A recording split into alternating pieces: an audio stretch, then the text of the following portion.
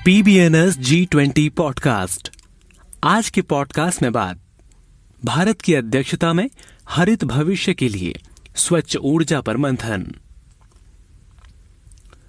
स्वच्छ, सस्ती और सुलभ ऊर्जा पर मंथन के लिए भारत की G20 अध्यक्षता के अंतर्गत त्रिपुरा की राजधानी अगरतला में 2 दिन का साइंस 20 सम्मेलन आज से शुरू हो गया है।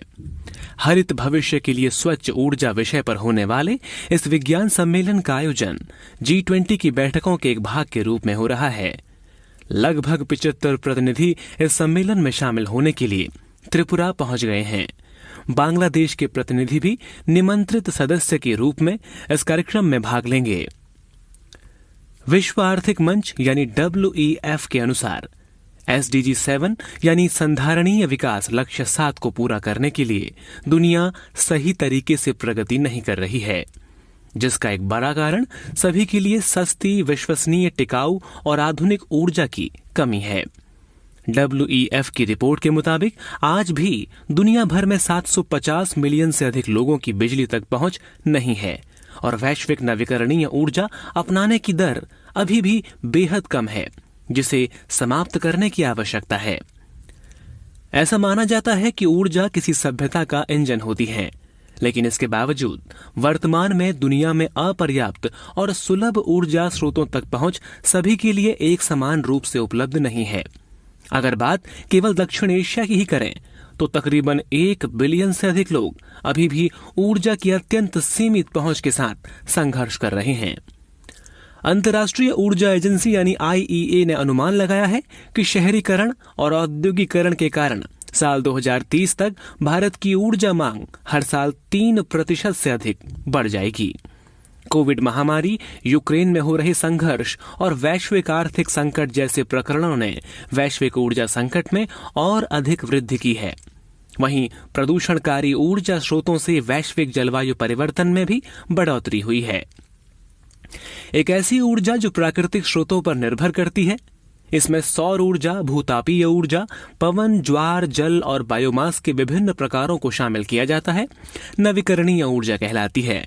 हाल के वर्षों में भारत समेत पूरी दुनिया का ध्यान नवीकरणीय ऊर्जा पर गया है और निसंदेह इसमें काफी प्रगति भी हुई है। हर कोई जानता है कि नवीकरणीय ऊर्जा कभी भी समाप्त नहीं हो सकती है और इसे लगातार नवीनीकृत किया जाता है। नवीनीकरण ऊर्जा संसाधन ऊर्जा के पुराने स्रोतों के मुकाबले काफी बड़े क्षेत्र में फैले हुए होते हैं और ये सभी देशों को काफी आसानी से उपलब्ध हो सकते हैं। नवीकरणीय ऊर्जा स्रोत न केवल पर्यावरण के अनुकूल हैं, बल्कि इनके साथ कई प्रकार के आर्थिक लाभ भी जुड़े होते हैं। अंतर्राष्ट्रीय ऊर्जा अभिकरण यानी IEA के अनुसार वैश्विक बिजली उत्पादन में नवीकरणीय ऊर्जा की हिस्सेदारी 2019 में 27% से बढ़कर 2020 में 29% हो गई है।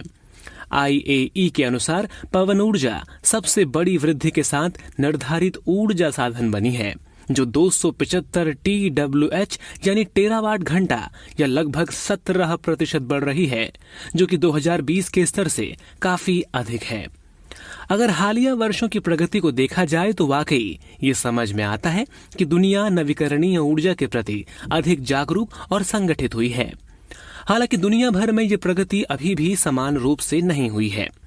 Tracking SDG 7 the energy progress report के मुताबिक जब तक अविकसित देशों में ऐसे प्रयासों को महत्वपूर्ण रूप से नहीं बढ़ाया जाता है, तब तक दुनिया 2030 तक सस्ती, भरोसेमंद, टिकाऊ और आधुनिक ऊर्जा तक सार्वभौमिक पहुंच सुनिश्चित नहीं कर पाएगी। आज भी दुनिया की 80% ऊर्जा जीवाश्म ईंधन से आती है।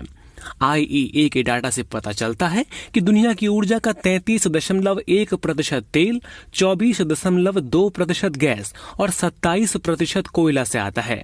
लेकिन 2011 से 2021 तक नवीकरणीय ऊर्जा वैश्विक बिजली आपूर्ति के 20% से बढ़कर 28% हो गई थी। इसके अलावा जीवाश्म ऊर्जा का उपयोग 68% से 62% तक और परमाणु ऊर्जा 12 से 10% तक कम हो गई है। इसके सतह ही जल विद्युत का हिस्सा 16% से घटकर 15% हो गया है, जबकि सूर्य और हवा से बिजली 2% से बढ़कर 10% हो गई है। दूसरी ओर बायोमास और भूतापीय ऊर्जा क्रमशः 2% और 3% बढ़ गई है। अंतर्राष्ट्रीय सौर गठबंधन यानी कि ISA भारत के प्रधानमंत्री और फ्रांस के राष्ट्रपति द्वारा 30 नवंबर 2015 को फ्रांस की राजधानी पेरिस में आयोजित COP21 के दौरान शुरू की गई पहल है।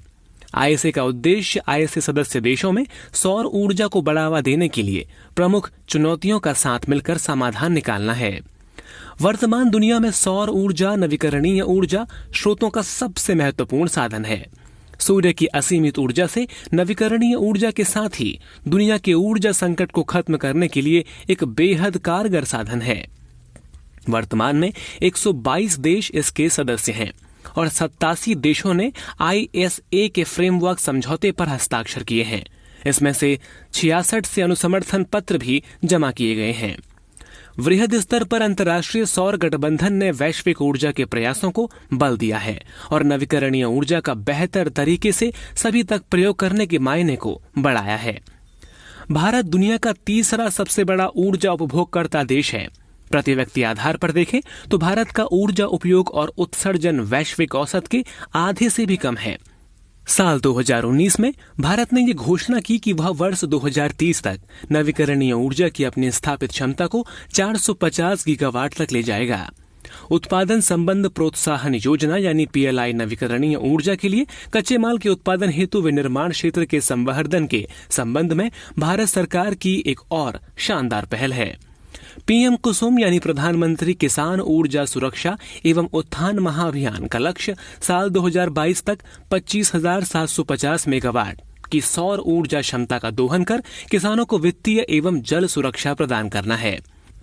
जल पंपों का सोलराइजेशन ही उपभोक्ता के दरवाजे पर उपलब्ध बिजली वितरण की दिशा में एक महत्वपूर्ण कदम है।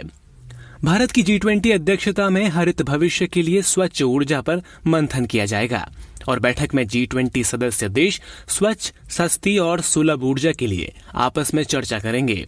इससे निश्चय ही वैश्विक हरित ऊर्जा में नए समाधान निकाले जा सकेंगे। G20 से संबंधित सभी खबरों और जानकारियों के लिए विजिट कीजिए न्यूज ऑन एयर और प्रसार भारती न्यूज सर्विस पर। धन्यवाद।